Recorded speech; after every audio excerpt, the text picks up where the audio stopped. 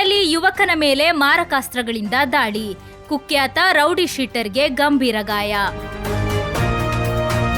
Vaidyaratnam Ayurveda medical ಮತ್ತು clinic Manjeshwar. ಕೇರಳದ ಪ್ರಸಿದ್ಧ ವೈದ್ಯರತ್ನಂ ಆಯುರ್ವೇದ ಔಷಧಿ ಸಂಸ್ಥೆಯ ಗುಣಮಟ್ಟದ ಔಷಧಿಗಳು ಈಗ ಕೈಗೆಟಕುವ ದರದಲ್ಲಿ. ವೈದ್ಯರ ಸೇವೆ ಸೋಮವಾರ, ಬುಧವಾರ ಮತ್ತು ಶನಿವಾರ ಬೆಳಗ್ಗೆ 10ರಿಂದ ಮಧ್ಯಾಹ್ನ 2ರವರೆಗೆ. ವೈದ್ಯರತ್ನಂ ಆಯುರ್ವೇದ ಮೆಡಿಕಲ್ ಮತ್ತು ಕ್ಲಿನಿಕ್ ಮಂಜೇಶ್ವರ. ಕರೆ ಮಾಡಿ 9447431005. ನಿಮ್ಮ ಆರೋಗ್ಯ ನಮ್ಮ ಜವಾಬ್ದಾರಿ. ಇಂದೇ ಭೇಟಿ ನೀಡಿ.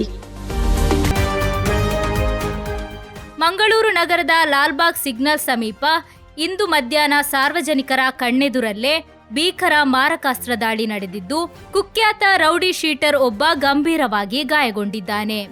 ದಾಳಿಗೊಳಗಾದ ವ್ಯಕ್ತಿಯನ್ನು ವಿಖ್ಯಾತ್ ಅಲಿಯಾಸ್ ವಿಕ್ಕಿ ಬಪ್ಪಾಲ್ ಎಂದು ಗುರುತಿಸಲಾಗಿದೆ.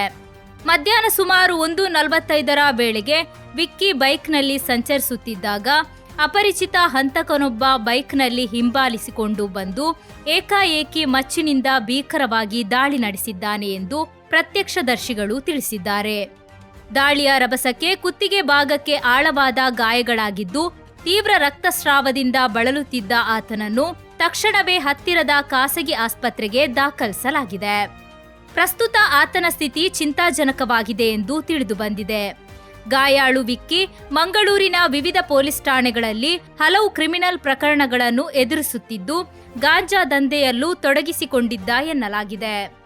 ಘಟನೆ ನಡೆದ ತಕ್ಷಣವೇ ಎಚ್ಚೆತ್ತುಕೊಂಡಿರುವ ನಗರ ಪೊಲೀಸರು ಇಡೀ ಮಂಗಳೂರಿನಾದ್ಯಂತ ತಪಾಸಣೆಯನ್ನು ತೀವ್ರಗೊಳಿಸಿದ್ದು, ಪ್ರಮುಖ ರಸ್ತೆ ಹಾಗೂ ಗಡಿಭಾಗದ ಎಲ್ಲಾ ಚೆಕ್ಪೋಸ್ಟ್ಗಳಲ್ಲಿಯೂ ಕಟ್ಟೆಚ್ಚರ ವಹಿಸಿದ್ದಾರೆ. ತಲೆಮರೆಸಿಕೊಂಡಿರುವ ಆರೋಪಿಯ ಬಂಧನಕ್ಕಾಗಿ ವಿಶೇಷ ತಂಡಗಳನ್ನು ರಚಿಸಿ ಬಲೆ ಬೀಸಲಾಗಿದೆ.